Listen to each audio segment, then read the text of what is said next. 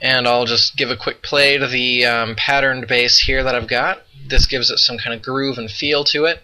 And this is actually a full pattern here. It does have some variance over the whole thing, just not very much.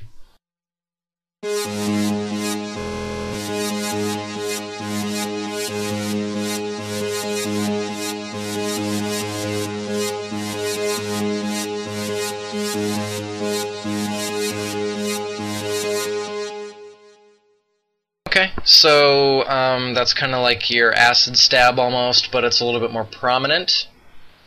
And I've got this equalized very strong in the high end, pretty low in the mid-range here, and some boost on the low end as well. I've got a delay set up.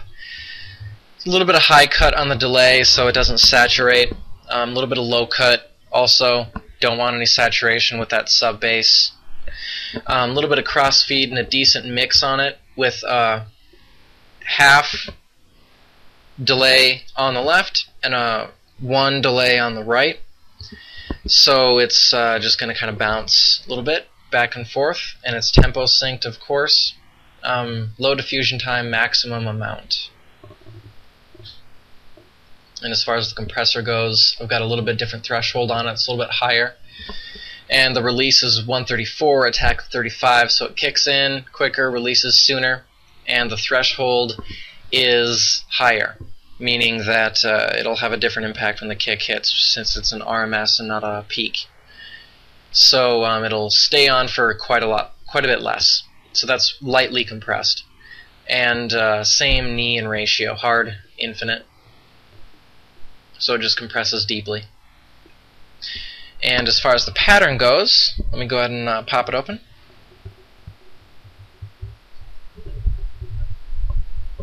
You can see here, again, I'm using the G sharp, and I have a little bit of amplitude variance in here. You can tell lighter is lower amplitude.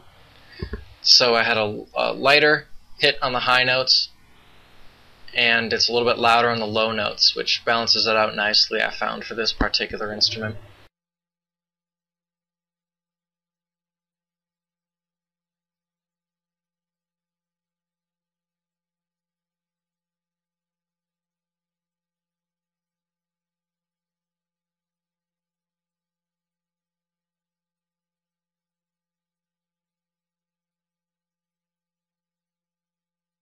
And lastly is the sub bass here. This is just that deep bass in between on the eighth notes to kind of match your hi-hats.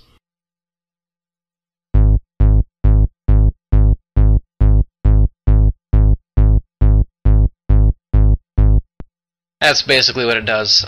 Personally, I find that it sounds absolutely horrendous by itself, but it fits in the mix really nicely, which is why I decided to use that particular sound.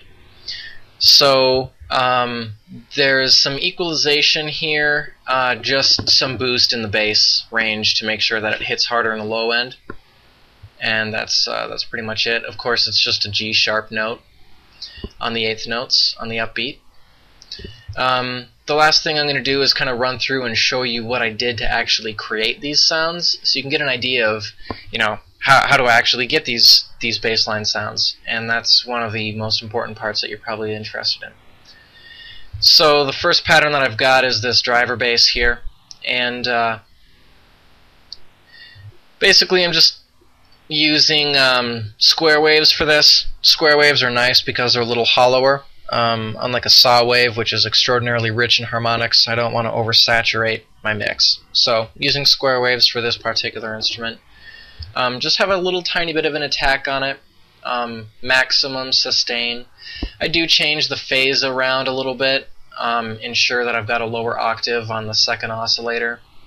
I also put on some detune on the first oscillator, and I make sure that there's some volume variance as well, just to make everything mix. And just using a bandpass filter here with no modulation or anything like that. So pretty standard. The re-trigger is the one thing I'd like to point out, I suppose, where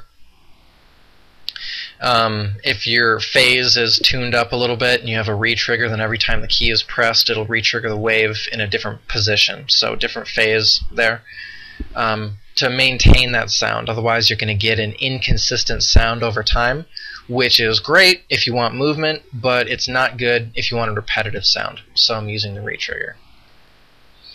The mid-bass that I've got set up here is rich in harmonics. I'm using saw waves for this, 2 voices, 8 voices, some solid detune on both of the synths, and some solid phase on both of them as well with re-trigger. Some attack, a little bit of decay, larger sustain, some release, and I'm using a high-pass filter here because I'm trying to cut out the lows, give it some good resonance, to make it self-oscillate a little bit, which brings out some more harmonics, which fits well in a saw wave. And again, no modulation on this. It's pretty basic. I'm going for simple here. Some good stereo as well. So the pattern bass is a little bit more complicated here. Because it's kind of the meat of my bass line, I think.